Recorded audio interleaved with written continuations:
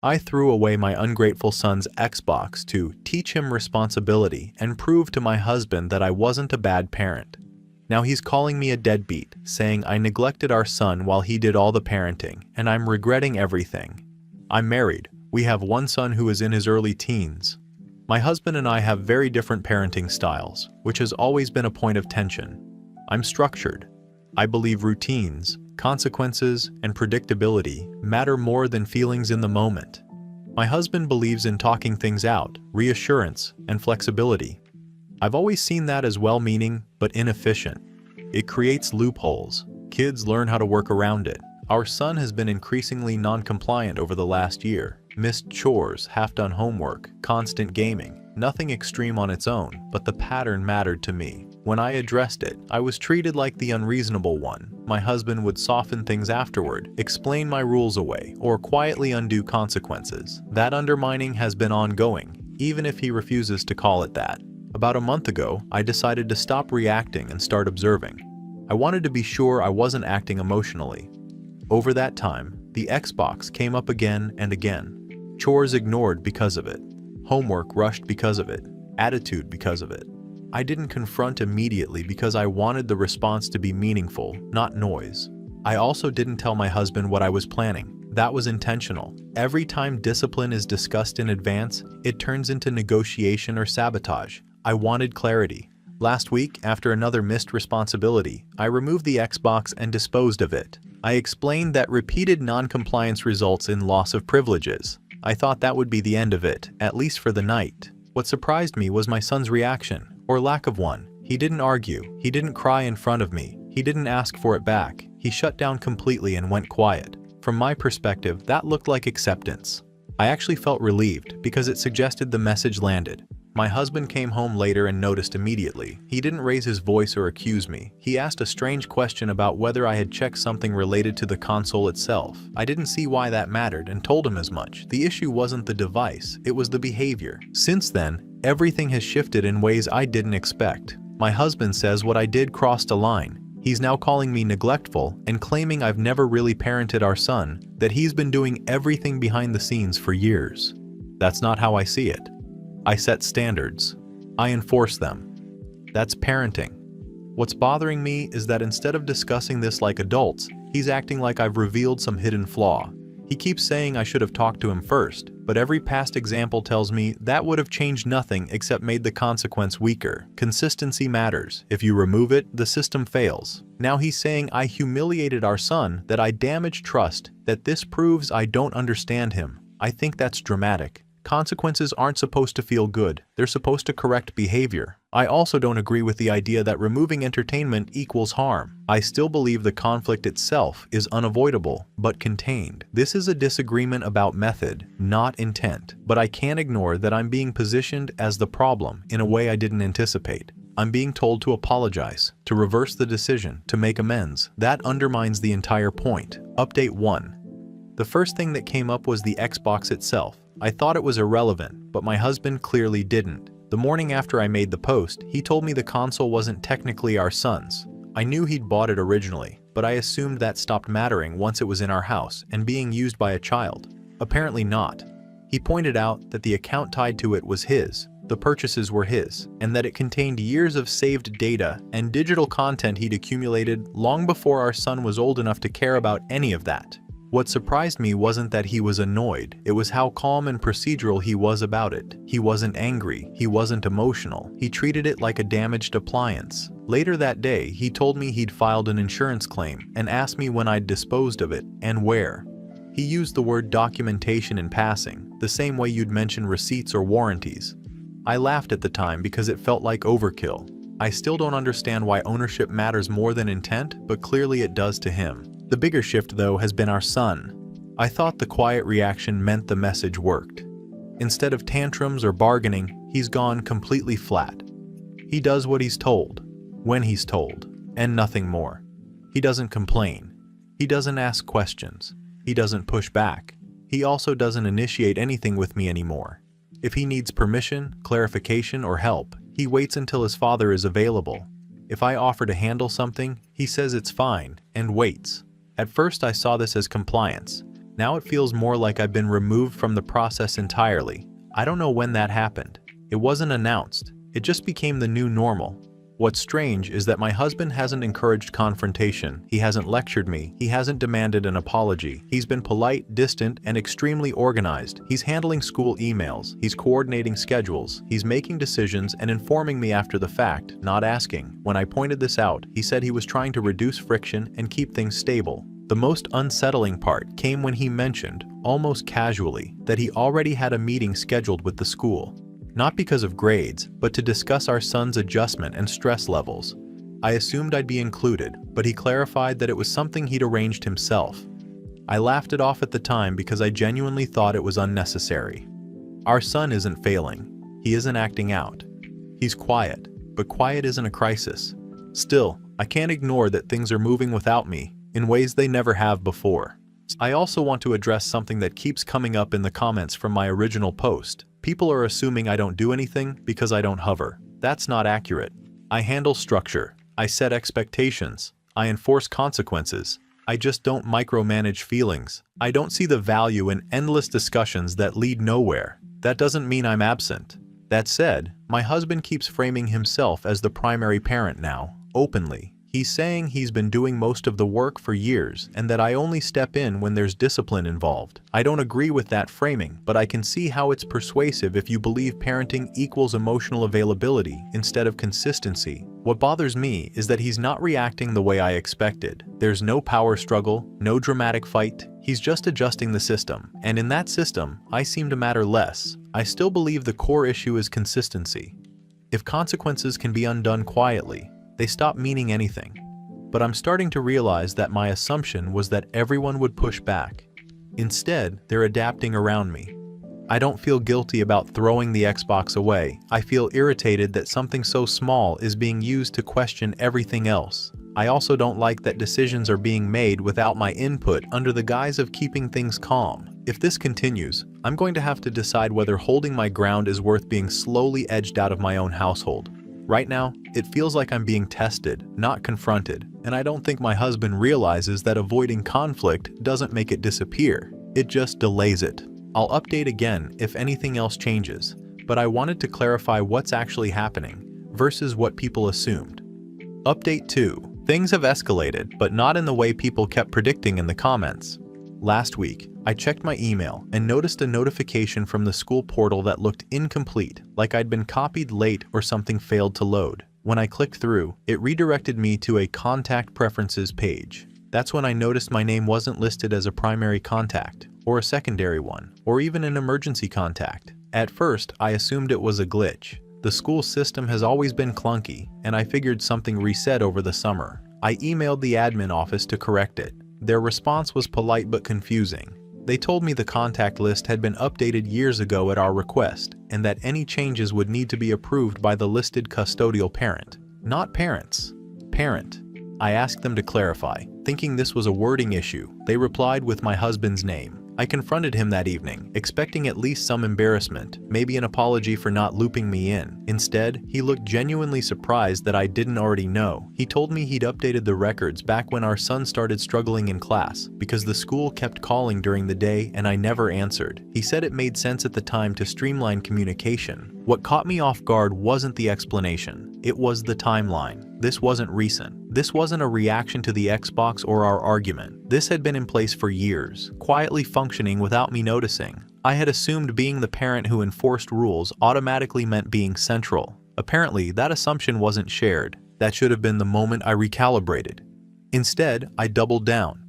Around the same time, my husband asked me for copies of my discipline records. For context, I've always kept notes, dates, behaviors, consequences, not out of spite, but out of consistency. I believe patterns matter, and I don't trust memory when emotions are involved. When he asked for them, I felt vindicated. Finally, something concrete, something measurable. I handed everything over without hesitation. A few days later, I found out why he'd asked. The school counselor reached out to schedule a meeting. This time, I was included. I assumed this meant my role was being restored. I went in prepared to explain my approach, armed with my own documentation. What I wasn't prepared for was seeing my notes printed out, highlighted, and already familiar to everyone else in the room. They weren't being reviewed as evidence of structure. They were being discussed as examples of emotional withdrawal.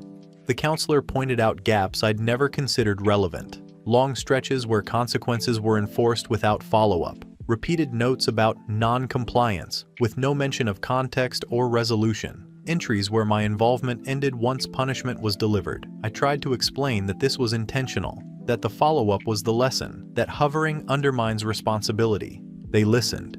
They nodded. And then they said something that still hasn't left me alone. They said the pattern suggested my son didn't see me as a source of support or guidance, only as a system to be managed or avoided. That wasn't my intention.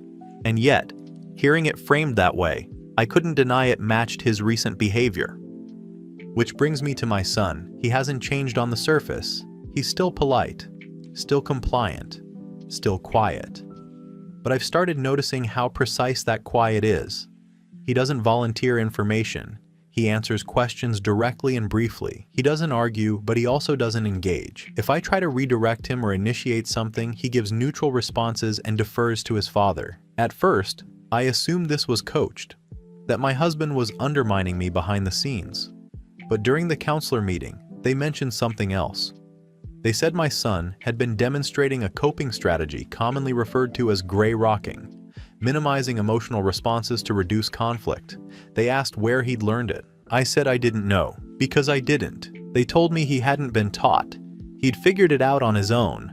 That realization hit harder than anything else so far. I've always believed influence flows downward. Parents shape children. Systems shape outcomes. The idea that my son independently adapted to me, rather than responding to me, was something I genuinely hadn't accounted for. Since then, I felt like I'm watching a process I can't interrupt. My husband continues to handle logistics. The school continues to contact him. My son continues to function efficiently, with me increasingly irrelevant to the flow of his life. I still don't believe I was wrong to enforce consequences. I still don't think throwing away the Xbox was abusive or extreme. But I'm starting to see that intent doesn't matter as much as impact, and that systems don't exist in a vacuum. What's bothering me now isn't guilt. It's the sense that my own tools are being used against me, not maliciously, but effectively. I documented everything because I believed clarity would protect me. Instead, it's become a record of absence. I don't know yet what my next move is. I don't like being sidelined, and I don't like not understanding the board I'm playing on. If this is a power struggle, it's one I didn't realize had already progressed this far. I'll update again once I have a clearer picture of what my husband is actually planning. Right now, it feels less like a fight and more like a transition I wasn't consulted about, and I don't intend to just accept that without resistance. Update 3. I'm writing this after a week that made it very clear I no longer control the narrative, and I don't mean that emotionally. I mean structurally. Things I assumed were shared, neutral, or default were not. They were choices my husband made quietly, and I didn't notice because nothing ever broke loudly enough to force my attention.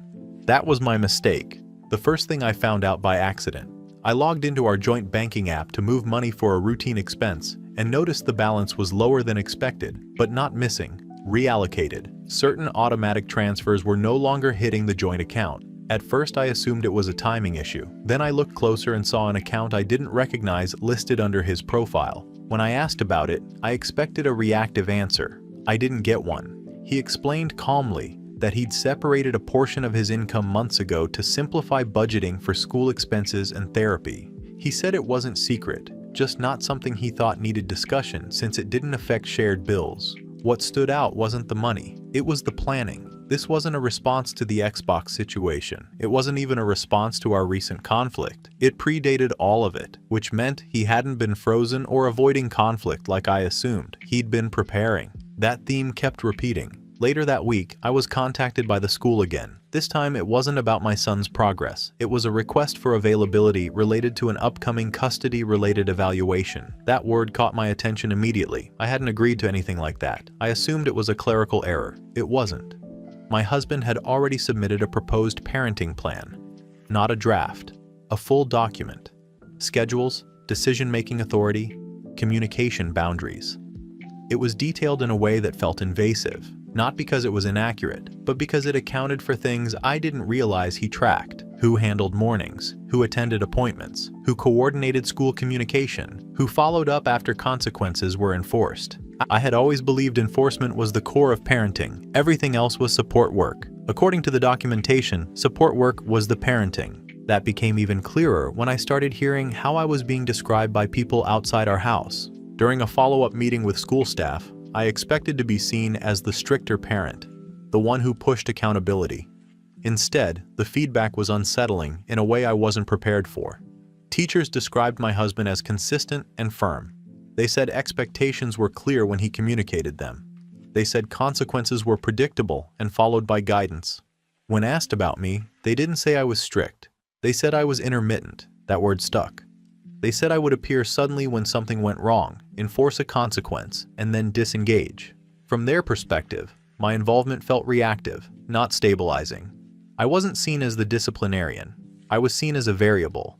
I don't agree with that framing, but I can't deny it was consistent across multiple people who had no reason to coordinate their impressions. The final shift happened without warning. I came home from work on Friday, and the house was quiet in a way that felt wrong immediately. Not empty, but cleared. My son's shoes were gone. His backpack wasn't where it usually was. The hallway closet looked untouched, but his room had been pared down to essentials. Not trashed, not rushed, curated.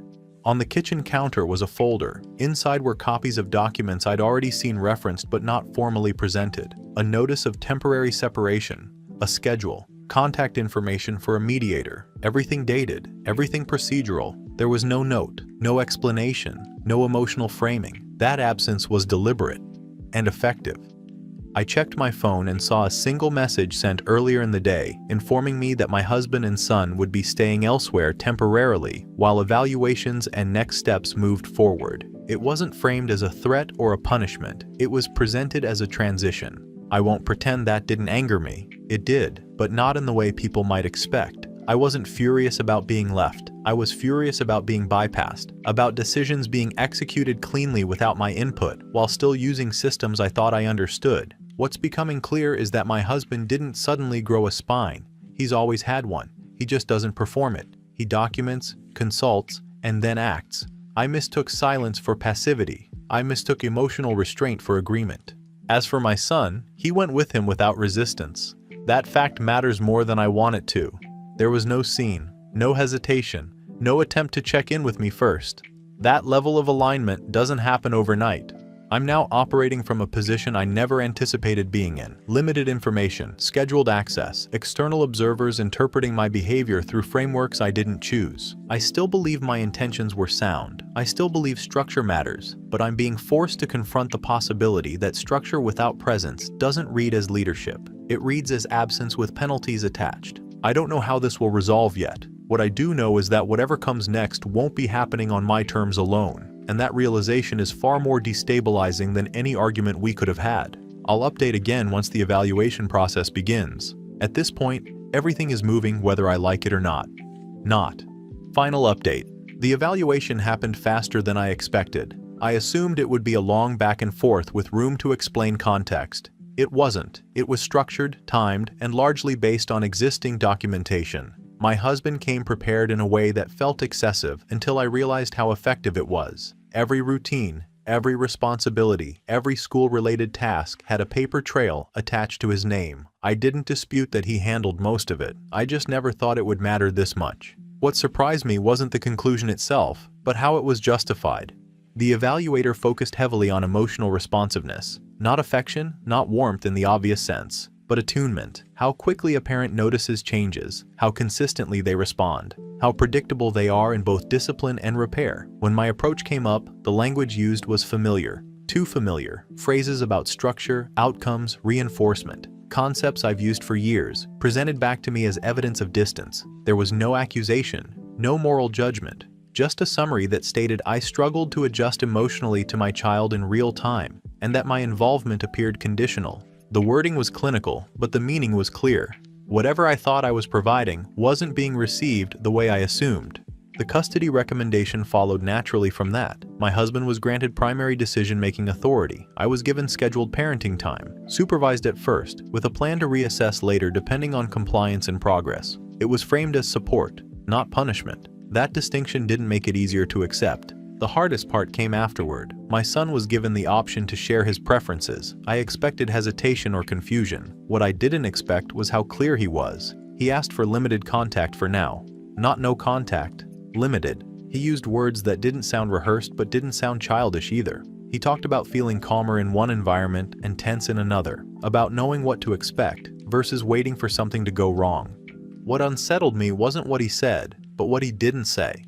There was no anger, no blame, no attempt to hurt me, just boundaries. That was the moment I realized I had never been the center of this situation. I had been reacting to what I thought was defiance or weakness, when in reality, other people were adapting without me. My husband wasn't manipulating him. He was listening. And my son responded to that in a way I didn't predict because I never considered that he could choose alignment on his own.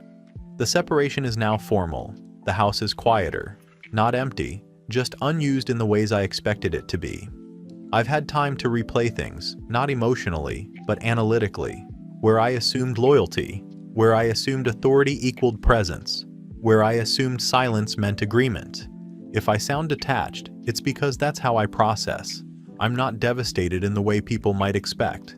I'm frustrated, not at losing my husband, or even at the limited access to my son, but at misjudging the system I was operating in. I believed consistency meant enforcement. I didn't account for how absence between enforcement moments would be interpreted.